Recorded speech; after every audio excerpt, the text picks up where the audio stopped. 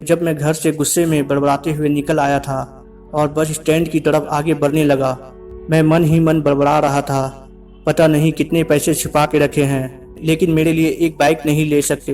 अब मैं यहाँ से चला जाऊंगा और तब तक वापस नहीं आऊंगा जब तक मैं खुद के पैसे से बाइक नहीं खरीद लेता। इतना सोच ही रहा था, तभी मेरे पैर में मुझे कुछ चुभने का एहसास हुआ।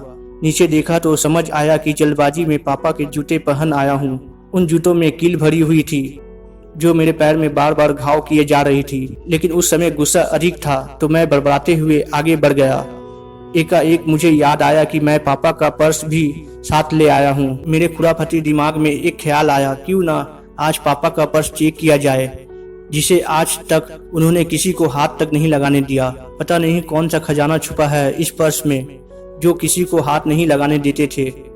जब मैंने पापा का यह पुराना पर्स खोल कर देखा तो उसमें पैसे तो नहीं मिले, लेकिन पैसे की जगह एक डायरी रखी हुई थी। तब मैंने सोचा, ओ तो यह खजाना छुपा रखा है। मैं समझ रहा था कि यहाँ पापा ने लिखा होगा कि किससे कितने पैसे लेने हैं और किसको कितने पैसे दिए हैं, लेकिन मैं गलत था। जब मैंने उस छोटी सी डायरी का पहला पेज खोलकर देखा तो वहाँ पर जो लिखा था वह थोड़ा सीरियस कर देने वाला था।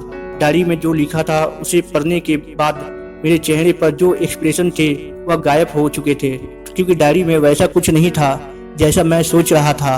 वहाँ पर उन पैसों का हिसाब लिखा हुआ था जो अलग अलग कामों के लिए अलग अलग लोगों से उधार लिए गए थे। उस लिस्ट में कंप्यूटर के नाम पर भी पैसे लिए गए थे। कुछ यूँ लिखा था, 50,000 बेटे के कंप्यूटर के लिए।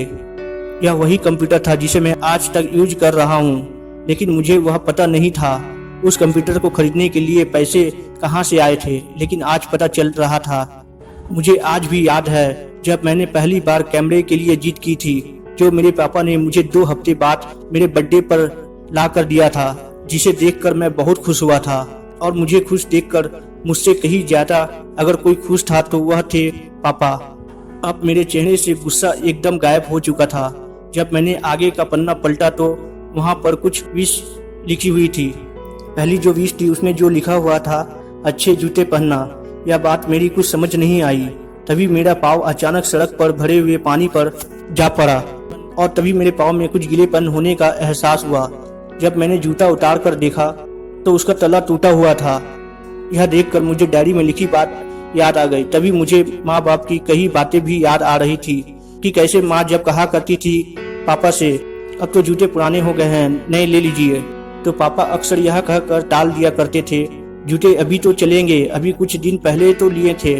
मुझे आज समझ आ रहा था कि कितने दिन और चलेंगे। साथ ही साथ यह भी समझ आ रहा था कि पापा पर्स को क्यों छुपा कर रखते थे। तभी उस डायरी को पढ़ते हुए बस स्टैंड पर पड़ी बेंच पर आकर बैठ गया। अब उस डायरी का आखिरी पन्ना बचा हुआ था। उस पन्ने को जब मैंने पलट कर देखा तो वहाँ कल की डेट लिखी हुई थी। तारीख के नीचे लिखा हुआ था 50,000 रुपये बाइक के लिए। बस इतना पड़ा और दिमाग सन सा रह गया। अब मेरे मन में कोई शिकवा गिला नहीं बचा था, बस मेरी आंखों से आंसू चले जा रहे थे। मुझे आज तक नहीं पता तब मैं क्यों रोए जा रहा था। अब मैं जल्दी से घर की तरफ भागा, लेकिन जूतों की वह कील पाँव में अब तक घाव बनाने में कामयाब हो चुकी थी। मैंने जूतों को रास्ते में ही निकाल कर फेंक दिया और भागते लड़खड़ाते हुए घर जा पहुंचा, लेकिन पापा घर पर नहीं थे। मैं समझ गया वह कहाँ थे। मैं सीधा पास वाली बाइक एजेंसी की तरफ भागा। पता नहीं आज कहाँ से इतनी ताकत आ गई थी कि मैं भागते हुए थक नहीं रहा था, और वह भी बिना जूतों के नंगे पैर। जैसे तैसे बाइक एजेंसी पर पहुंचा। पापा वहीं थे।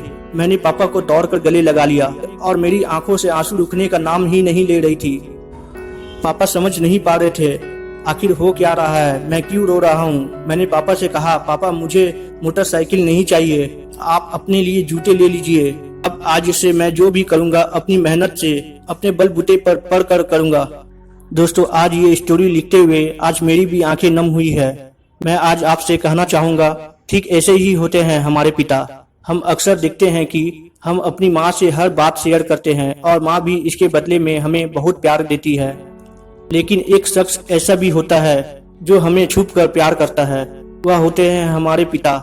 यह परिवार में एकमात्र ऐसा व्यक्ति होता है जो अपने बच्चों से उन्हें बिना जताए छिपकर प्यार करता है। खुद की इच्छाओं को मारकर बच्चों के लिए सपने दिखता है और उनकी खुशी में ही खुश हो जाता है।